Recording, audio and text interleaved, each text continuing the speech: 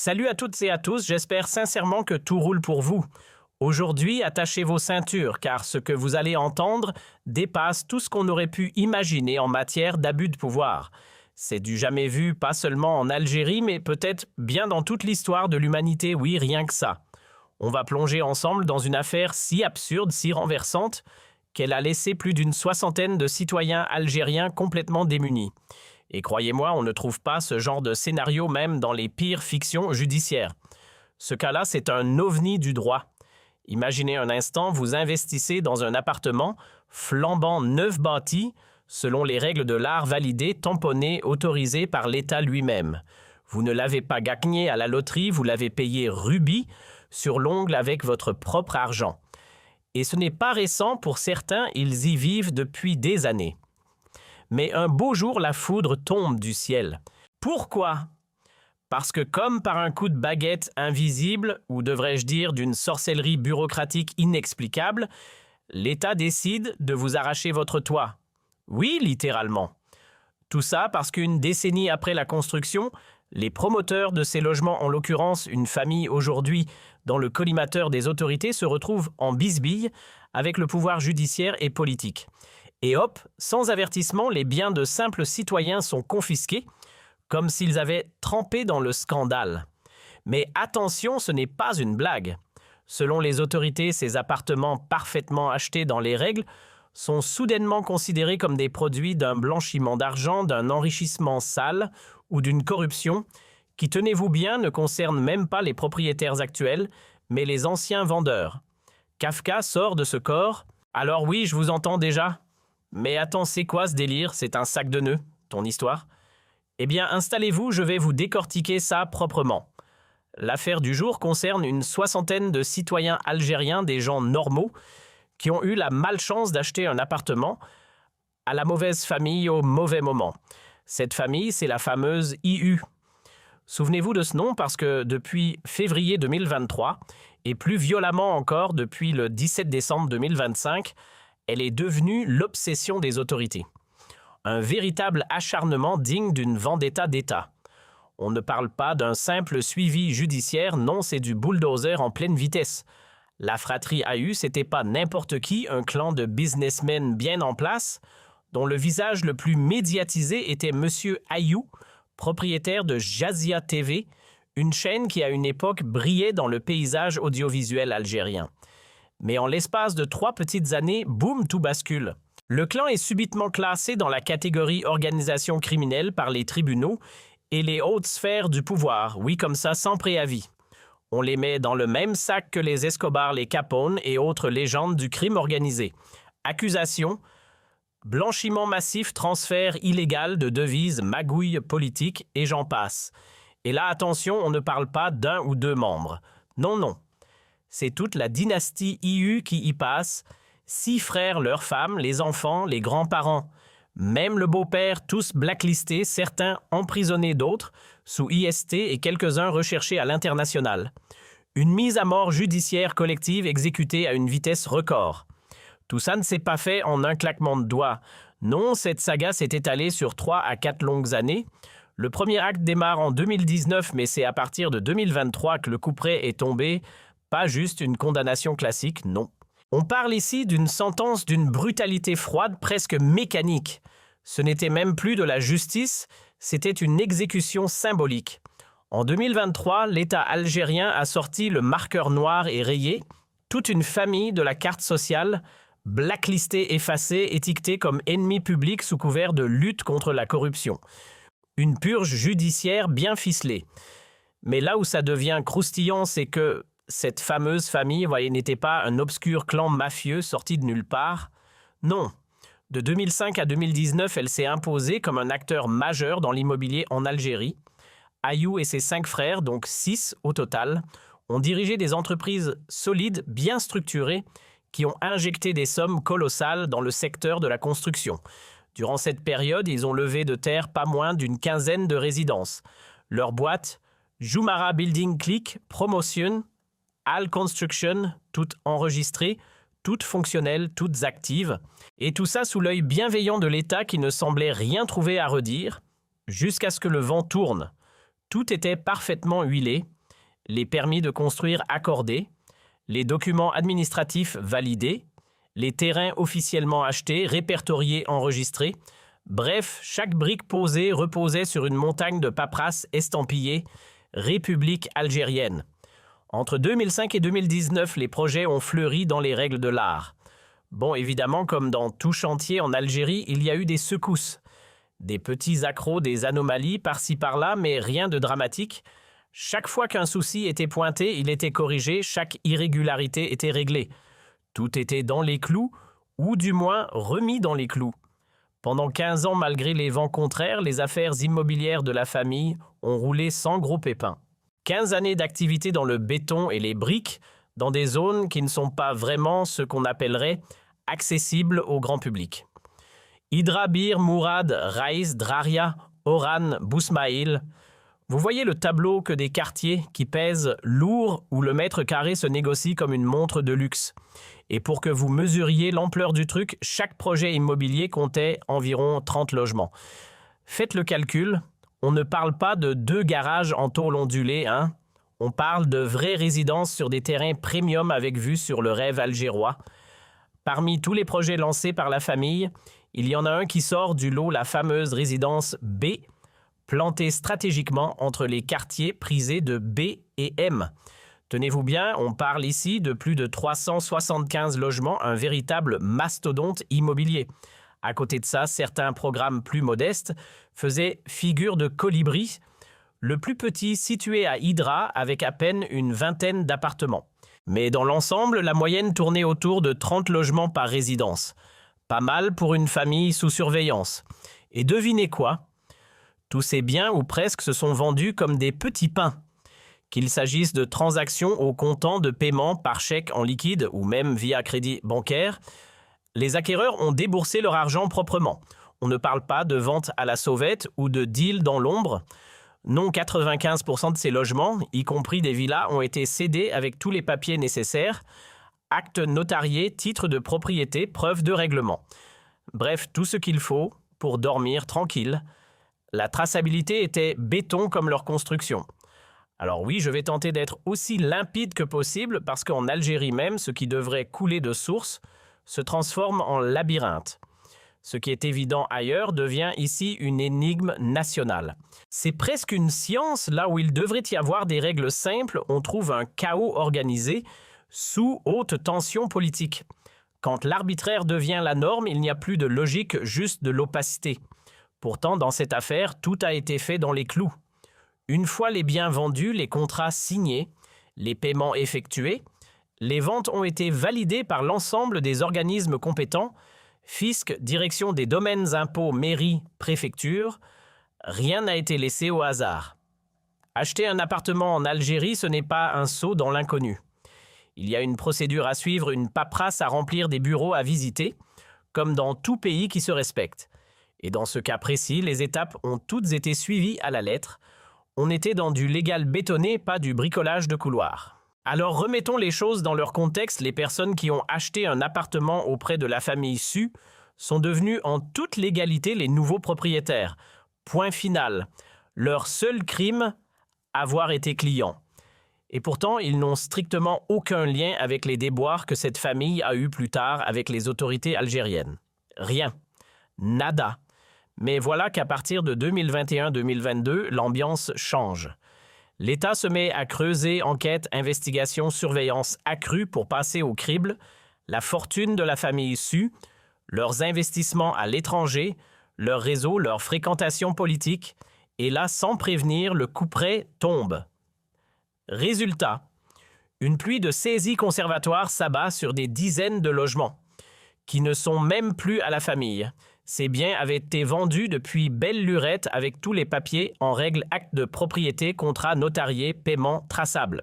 On parle de patrimoine privé appartenant à des citoyens lambda. Et pourtant, ces nouveaux propriétaires qui n'ont jamais travaillé pour la famille Su, qui ne sont ni associés, ni complices, ni amis proches, se retrouvent dans la ligne de mire. Leur seul tort, avoir acheté un bien comme n'importe qui dans le respect total de la loi. Mais visiblement, en Algérie, être un client peut suffire à faire de vous une cible. Le scénario est simple, un citoyen achète un bien immobilier, le produit est conforme, sécurisé, validé par les lois du pays, tout est carré. Aucun piège, aucun vice, caché, rien à redire. Une transaction normale dans un État censé protéger ses acheteurs. D'ailleurs, aucun des nouveaux propriétaires n'a jamais porté plainte contre la famille Su. Pourquoi l'aurait-il fait? Ils ont acheté leur logement, ils y vivent, certains même y ont fondé une famille. Tout s'est passé sans accroc. Mais la surprise, en catimini, entre 2021 et la fin de 2023, plus d'une soixantaine de ces logements se retrouvent frappés par des saisies dites conservatoires. Et le plus dingue, les propriétaires n'étaient même pas au courant, car en Algérie, la saisie conservatoire, c'est version fantôme.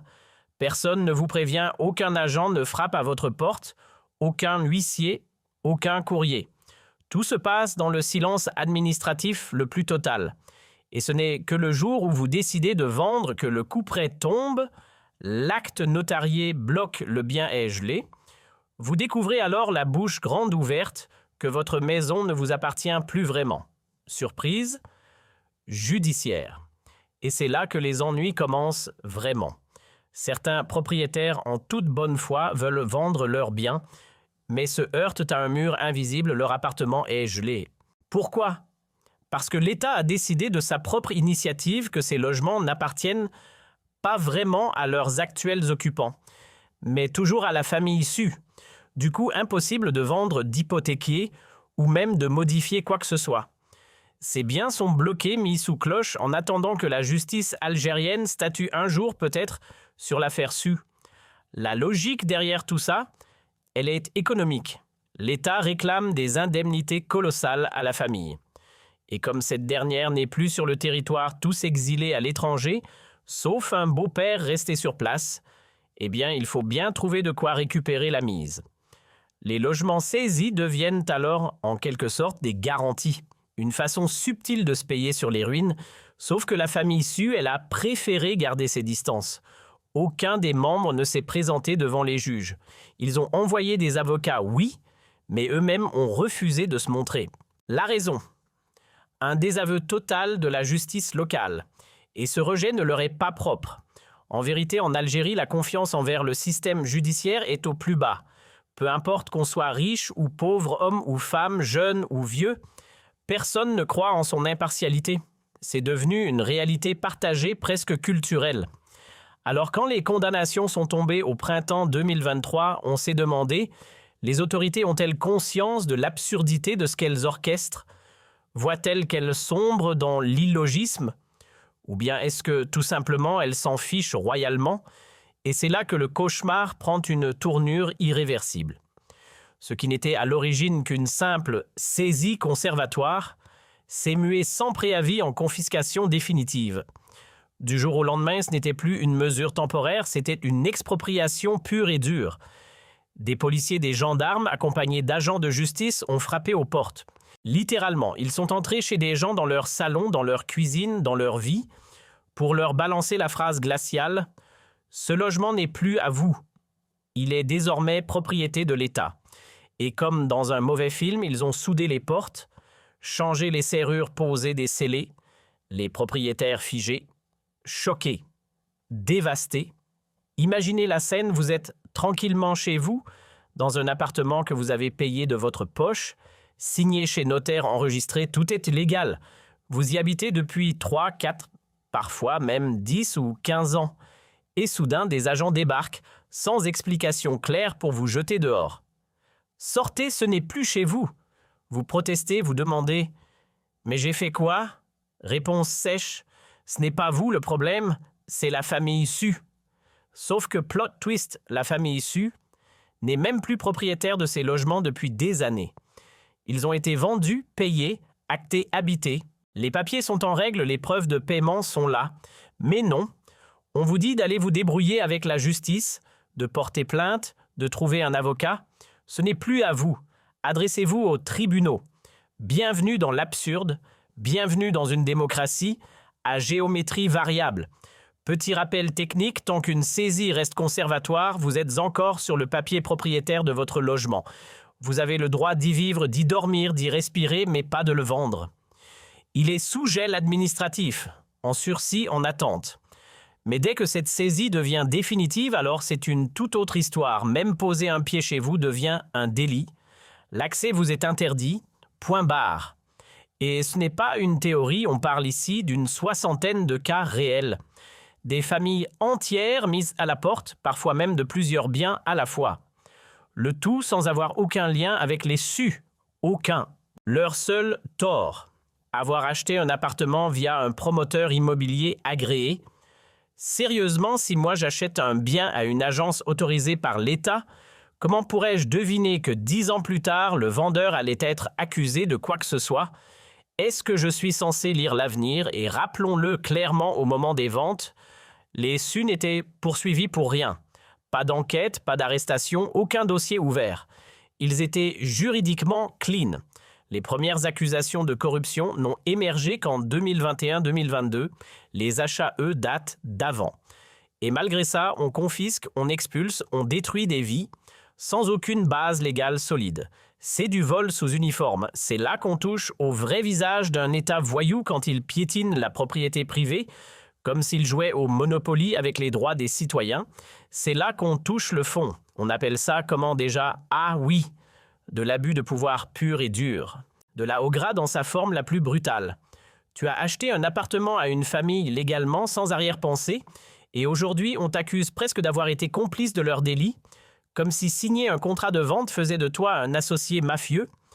Mais sérieusement, quel lien logique, concret, sensé peut-on établir entre un simple citoyen qui a acheté un bien immobilier et une opération de blanchiment d'argent qui n'a été révélée que des années plus tard? Où est la rationalité là-dedans?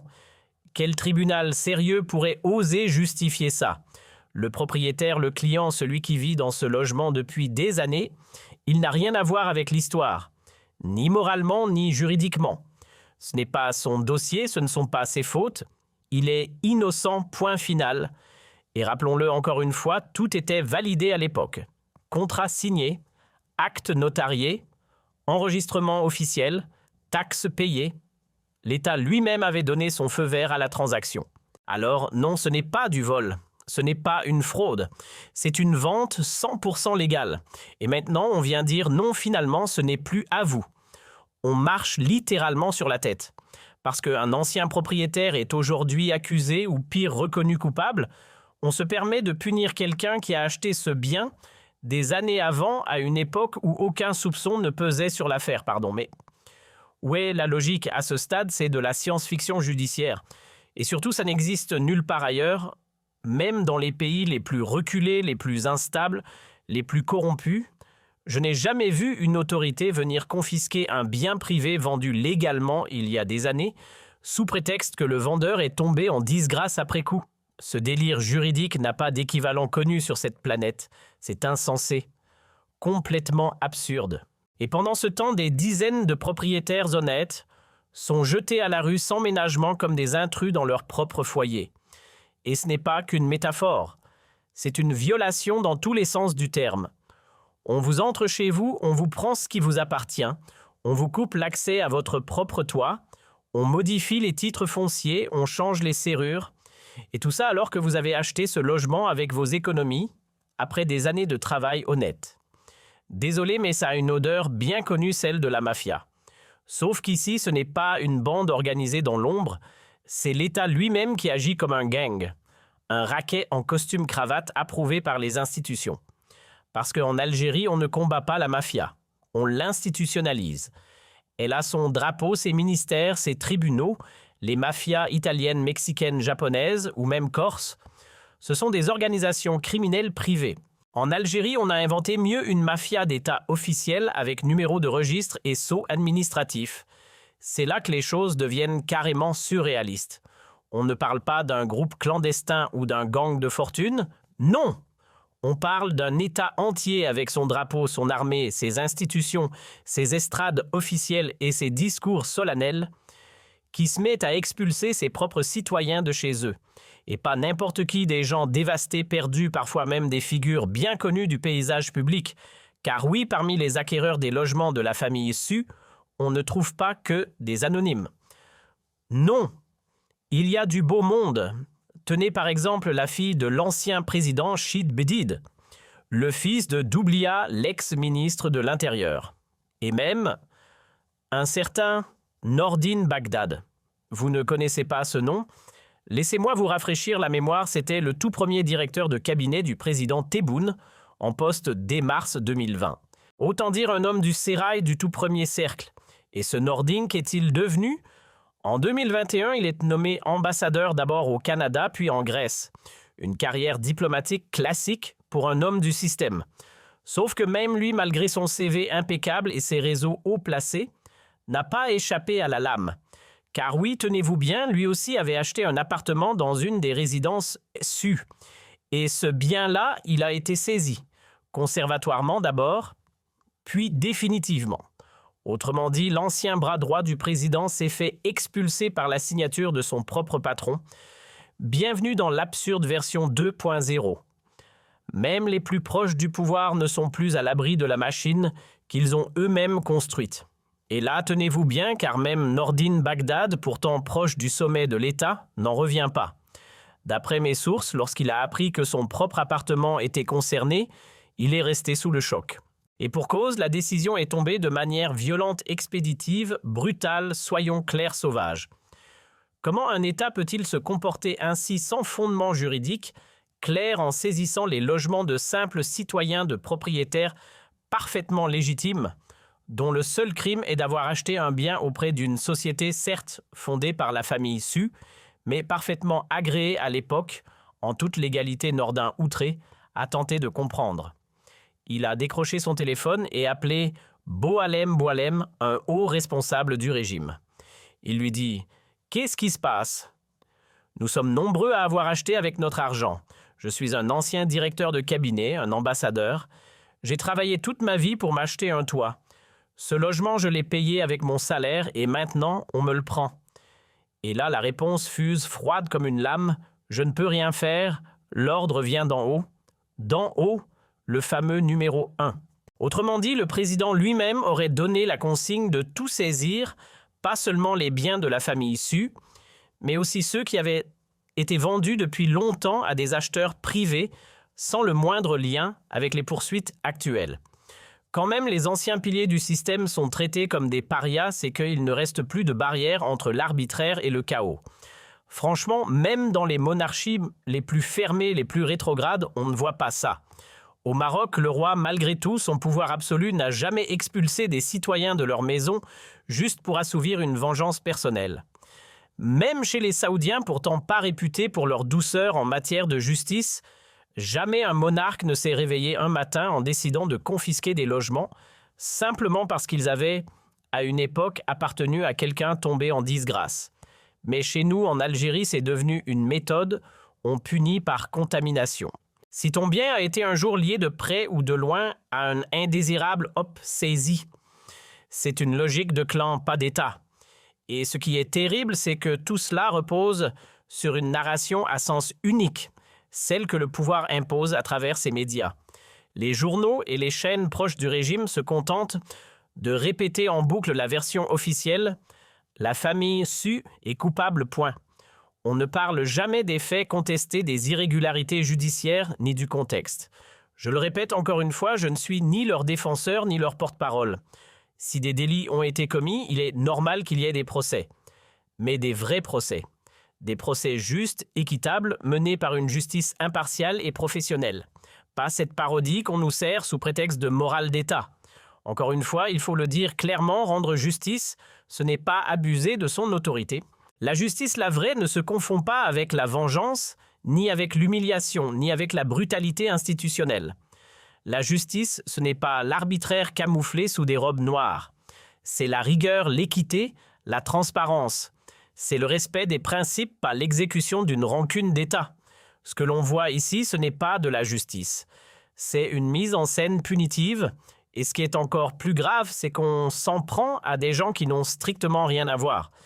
Ces propriétaires-là, anciens clients d'une entreprise aujourd'hui diabolisée, n'étaient ni complices, ni associés, ni même amis avec les promoteurs. Ils ont juste acheté un bien immobilier légalement. Ils n'ont jamais signé de partenariat, jamais profité d'un quelconque réseau. Ce sont de simples citoyens propriétaires privés et rien d'autre. Ce que nous vivons là, c'est un dérapage. Un vrai. Une affaire qui aurait dû rester dans les couloirs d'un tribunal neutre a été jetée en pâture à la politique. À force de manipuler les institutions judiciaires comme des outils de vengeance personnelle, les dirigeants transforment un litige en démonstration de force. Et cette force-là, elle n'a rien de juste. Elle est violente, excessive et profondément inquiétante. Quand la justice se laisse guider non plus par la loi mais par la rancune, elle cesse d'être une institution et devient une arme, une boussole tordue par le désir de vengeance, finit toujours par pointer vers les dérives harcèlement, organiser confiscation abusive et entorse flagrante aux droits les plus essentiels. Le droit de posséder un bien, un toit, un espace privé, ce n'est pas un privilège, c'est un droit humain fondamental. C'est inscrit noir sur blanc dans les constitutions modernes. Et le piétiner, c'est écraser l'humain lui-même. Et là, on ne parle pas d'une république de pacotille ou d'un régime en pleine guerre civile. Non. On parle de l'Algérie. Une Algérie aujourd'hui triste à en pleurer, une Algérie qui trahit ses propres citoyens. Ses propres citoyens.